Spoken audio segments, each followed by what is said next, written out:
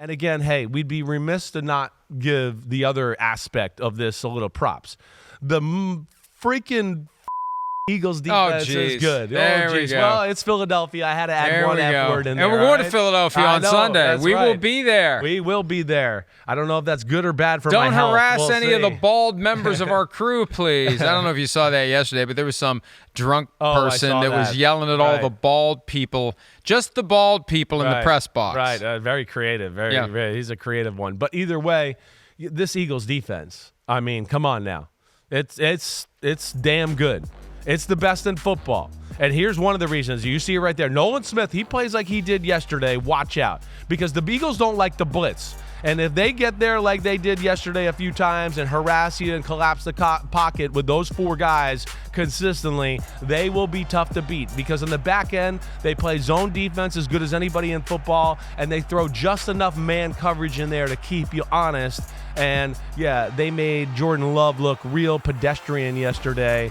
And on a day where the Eagles' offense wasn't really good, the defense held down the fort. What a story Zach Bond has been, too. Perennial backup, not a whole lot of starts in New Orleans, all-pro this year. We'll get Defensive Player of the Year votes because the ballot goes 5 deep. Right. Unbelievable. And it's easier to play – look, I'm not taking anything away from it. It's easier to play linebacker at a high level when you got all those guys up front. Yeah. That are allowing you to just flow to the ball. You don't have to worry about a lineman getting to the second level and putting you on your ass because they're too busy taking care of the guys up front. Of course. That's a huge thing. He had that a little in New Orleans. He didn't get to play the position he's getting to play now, right? Because DeMario Davis was there. Yeah. Now he gets to sit in the middle and go, just let me go get the guy with the ball, right? Where in New Orleans, he had other things he had to worry about. He wasn't just the middle linebacker that got to attack. Really cool to see him do what he's doing. That defense has got a lot of players that pop. The big thing with Philly and what we'll watch next week, whether they play the Rams or the Minnesota Vikings, is it just can't be Saquon Barkley running the ball, the only thing we can depend on.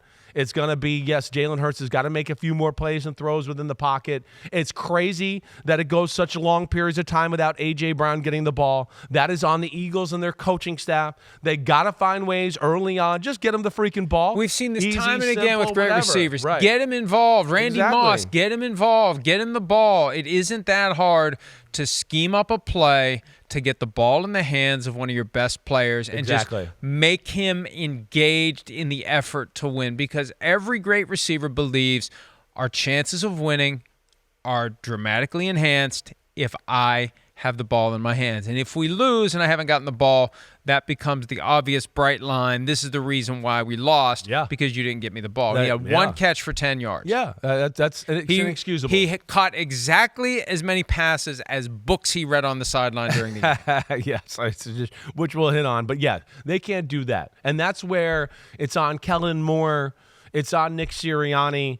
Jason Garrett explained it perfect last night. You know, your game starters, your first 15, your first 10, whatever you want to say there, that's what you do in that moment. Hey, let me get everybody. Yeah, we got some tricks and we're trying to expose the defense, but let me get everybody involved and feeling good and back to Florio's word of the day, confident early in the game to where we start to feel good vibes and, hey, here we go, and everybody's in it on the sideline and not one guy got frozen out. That's what good teams do. That's what good offenses do. I think Philadelphia is so talented sometimes. They just go, we'll run our stuff, and everybody will just get the ball because we'll just run our offense. And, yeah, that's cool, but in the playoffs, you're playing playoff defenses. You're playing some coaches who know they got to take a few chances maybe, or they're going to be sitting on the couch next week or going to Cabo or whatever else. And because of that, you got to finagle some ways early on in the game to get your superstars the football.